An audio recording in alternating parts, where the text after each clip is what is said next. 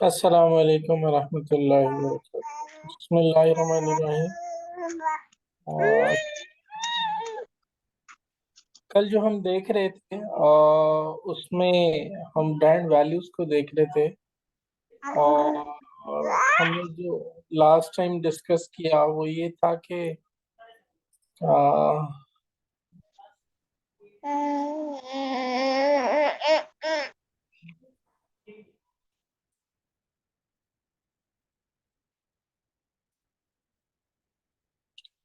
वो था हमारा कि प्रीमियम क्वालिटी, हम चाहते हैं कि अच्छी क्वालिटी की प्रोडक्ट जो है वो हम मार्केट में लॉन्च करें। अगला है कि हम अपने जो हम हासिल करना चाहते हैं, अपने ब्रांड को जहां पहुंचाना चाहते हैं, उसके बारे में हम बात करें अपने दोस्तों से, अपने सोशल नेटवर्क के अंदर, अपनी फैमिली के साथ।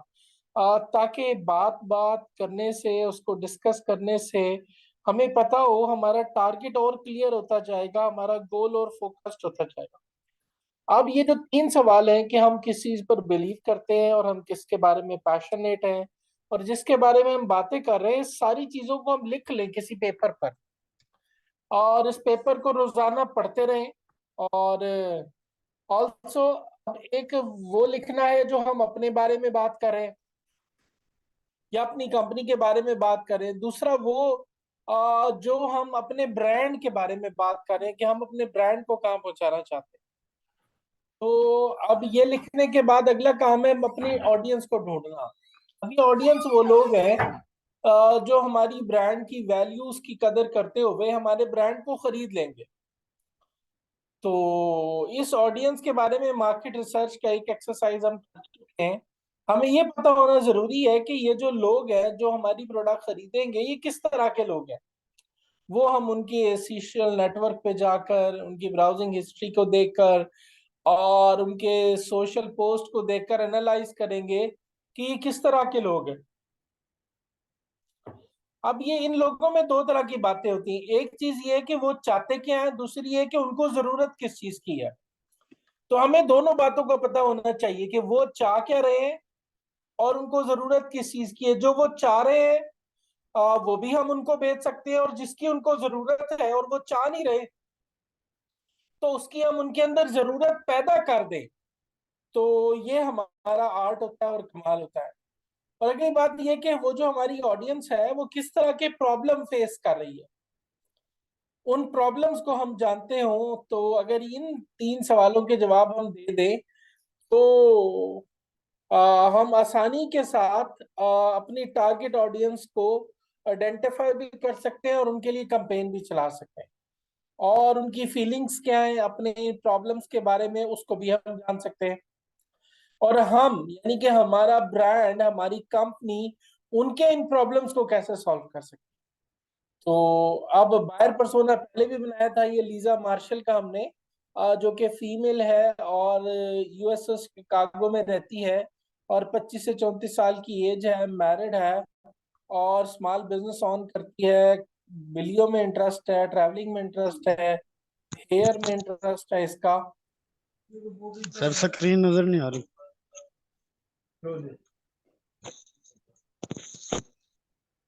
अब आ रही है। जी सर अब आ रही। चले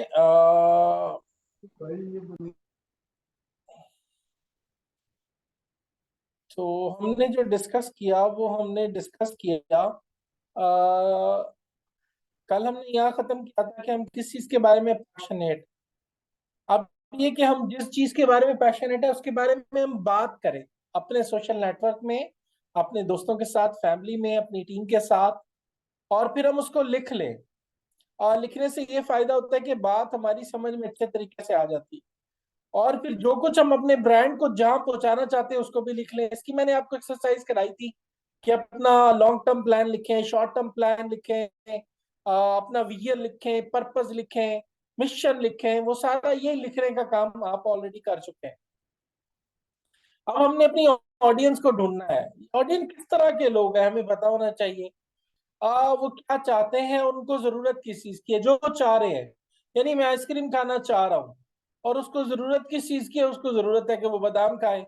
तो अब हम उसको आइसक्रीम भी बेचें क्योंकि वो चाह रहा है, और उसको बताएं कि बादाम खाने से उसको क्या फायदा होगा और वो भी उसको बेच दें।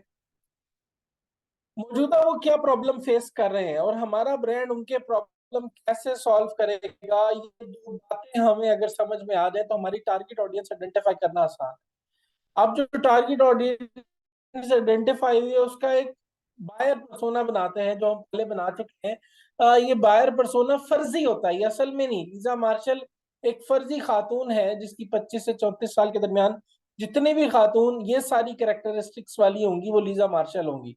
यानी कि यूएसए में रहती हूँ, शिकागो में रहती हूँ, मैरिड हूँ, छोटे बिजनेस ऑनर हूँ, बिलियों में और ट्रैवलिंग में और हेयर स्टाइल में उनका इंटरेस्ट हो, फ्रीक्वेंट इंटरनेशनल ट्रैवलर हो और कुछ अर्सा पहले वापस आए हैं और ये वेबसाइट देखी है। तो अब अगली बात है कि हमने अपना ऑडियंस ढूंढ लिया, अब हम अपने कंपटीटर्स भी ढूंढे। कंपटीटर ढूंढने के लिए हम गूगल यूज कर सकते हैं। एक है डायरेक्ट कंपटीटर, जैसे मैं पैम्पर बेचने जा रहा हूँ, एक बंदा पहले से पैम्पर बेच रहा है तो वो मेरा डायरेक्ट कंपटीटर है। दूसरा इनडायरेक्ट कंपटीटर, यानी मैं पैम्पर बेचने जा रहा हूँ और एक बंदा वो है वो जो पैम्पर तो नहीं बेच रहा लेकिन वो बेबी वाइप्स बेच रहा है। अब वो भी हमारी ही ऑडियंस को बेचेगा, लेकिन बेबी वाइप्स पैम्पर्स भी वही खरीद रहे हैं जो बेबी वाइप्स खरीद रहे हैं। तो अब ये जो है बेबी वाइप्स बेचने वाला, इसकी टारगेट ऑडियंस भी वही है जो हमारी है, लेकिन ये हमारा डायरेक्ट कॉम्पिटिटर नहीं है। डायरेक्ट कॉम्पिटिटर सिर्फ वही कंपनी होगी जो पैम्पर बेच रही है। तो हमने 10 कॉम्पिटिटर्स लिखने हैं, मैंने ऑलरेडी एक्सरसाइज करवाई है, उसको आप लिखें। और हम ये गैप देखेंगे कि ये गैप क्या है, हमारे कॉम्पिटिटर्स के अंदर गैप क्या है। वेबसाइट वेबसाइट है trustpilot.com। तो ये मैं ओपन करता हूँ आपके सामने, और ये ट्रस्ट पायलट में हमारे पास कैटेगरीज हैं और इन कैटेगरीज के बारे में मैं बैंक्स कह देता हूँ। तो कैटेगरी बैंक के बारे में ये रिव्यूज आए हुए हैं। ये डू गुड क्रेडिट यूनियन 4.9 इसका ट्रस्ट स्कोर है। 3760 लोगों ने इसको रिव्यू किया है। तो इसको हम ओपन करते हैं तो यहाँ पर 94% इसके 5 स्टार है, 4% इसके 4 स्टार है, 3% इसके 1 स्टार है और लेस देन 1% 2 और 1 स्टार है।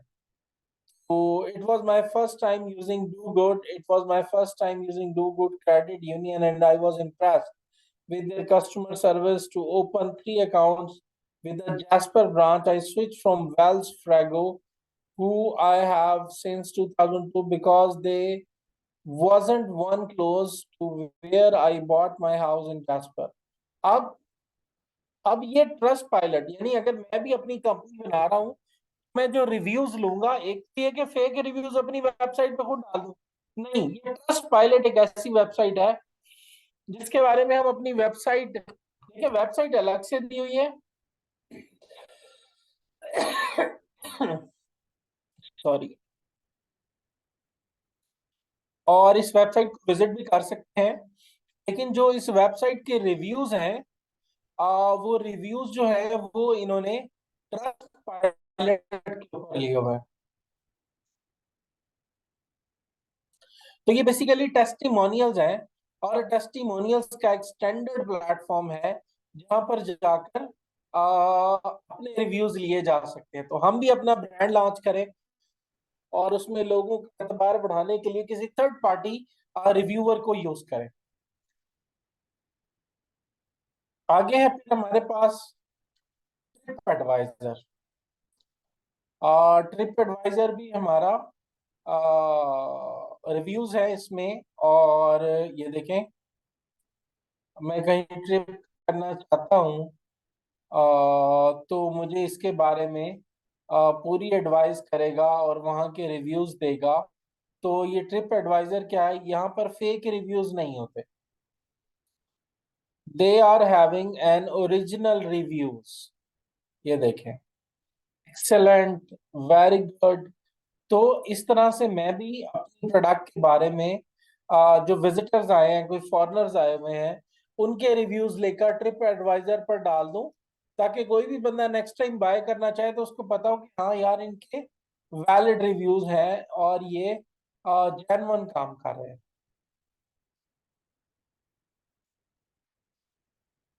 अब कंपटीटर्स क्यों ढूंढ रहे हैं हम, और जो कंपटीटर्स ढूंढ रहे हैं, क्या is the common Among Us those your competitors?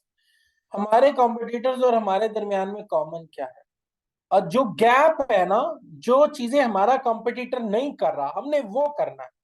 So what good people are saying, how does the make them feel, what are the most common bad reviews? ये बैड रिव्यूज वाली एक्सरसाइज हम ऑलरेडी दराज पे भी कर चुके हैं और हम अमेजोन पर भी कर चुके हैं।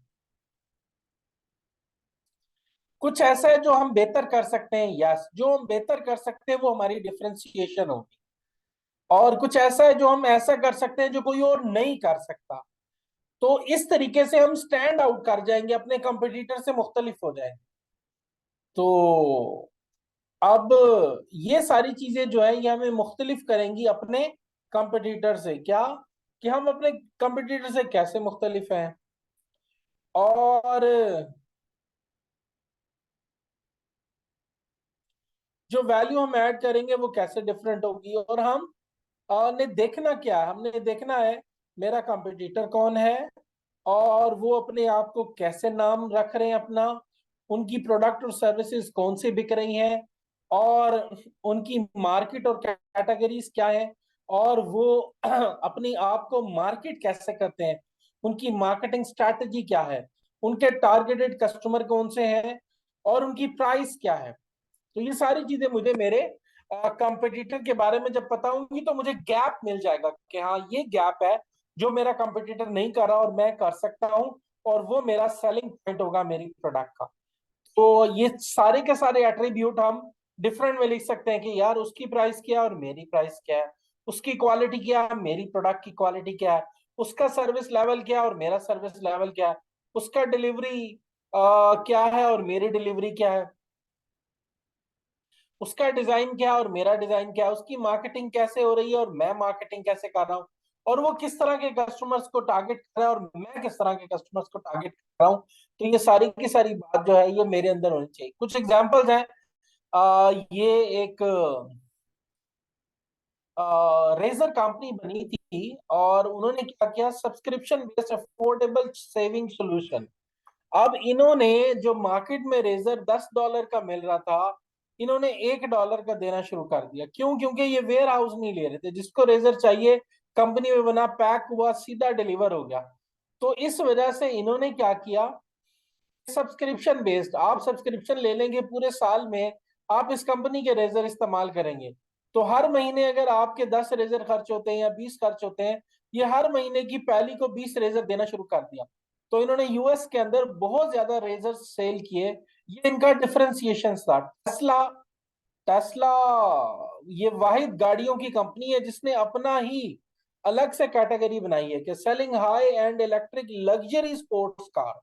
यानी इलेक्ट्रिक कार है, पेट्रोल पे नहीं चलती, बिजली पे चलती है, फिर लग्जरी भी है, यानी उसकी सीटें, बैठने का अंदाज, ड्राइविंग, हर चीज जो है वो बड़ी लग्जरियस है। और फिर अगली बात क्या है कि ये स्पोर्ट्स कार है, यानी कि इसकी लुक बहुत अच्छी है। तो इस तरह की कोई और कंपनी दुनिया में है ही नहीं। तो टेस्ला की तरह से हम भी मुख्तलिफ हो जाएं ताकि हमारा कोई कंपटीटर रहे ही ना। फिर डिलीवरी, अमेजोन ने, अमेजोन प्राइम का नाम सुना होगा, ये 2 घंटे में जिस प्रोडक्ट को आप हाथ लगाएंगे या आपके दरवाजे पर पहुंचा देंगे। तो अब ये एक ऐसी डिफरेंशिएशन है जो कोई और ऑनलाइन प्लेटफॉर्म नहीं दे रहा। तो हम भी अपनी प्रोडक्ट के अंदर कुछ ऐसी डिफरेंशिएशन पैदा करें जो कोई और ना दे रहा हो। अब आगे आ गया एप्पल। अब एप्पल के लैपटॉप का डिजाइन या फोन का डिजाइन ऐसा है, दुनिया में कोई और कंपनी उस डिजाइन का नहीं बना रही। तो इन्होंने डिफरेंशिएट क्या बनाया हुआ है, मिनिमलिस्टिक और क्लीन। तो really they are clean and having these features. Tesla क्या है, ये इको फ्रेंडली है, और ये फोकस किसको करते हैं, अमीर लोगों को। वो कहते हैं इको फ्रेंडली है, टेक्स सेवी, एंट्री लेवल लग्जरी बायर्स, वो लोग जो महंगी गाड़ियां खरीद सकते हैं, टेस्ला सिर्फ उनके लिए गाड़ियां बना रहा है। तो this is how they are differentiate themselves. तो अब ये हमारे सामने एक एग्जाम्पल आई है कि हम अपने ब्रांड को कैसे इंप्रूव कर सकते हैं। तो I hope you enjoyed the class. आपकी एक छोटी सी असाइनमेंट है। वो असाइनमेंट ये है कि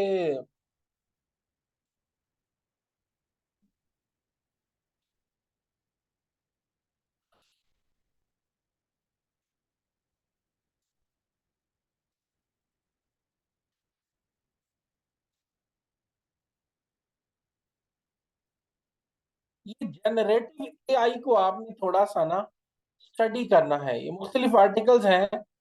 ये मैं आपके साथ लिंक शेयर कर रहा हूँ। आप लोगों ने इसको थोड़ा सा स्टडी करना है, और क्या आपको समझ में आया है वो आप लोगों ने इसी ग्रुप में भेज देना है।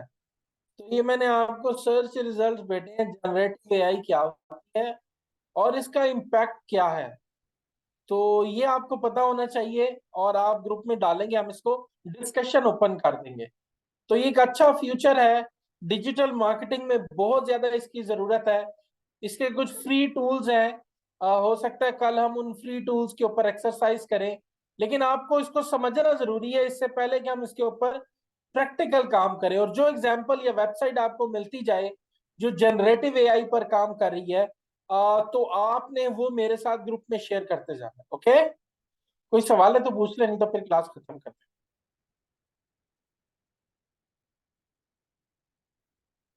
ठीक है, फिर अल्लाह हाफिज।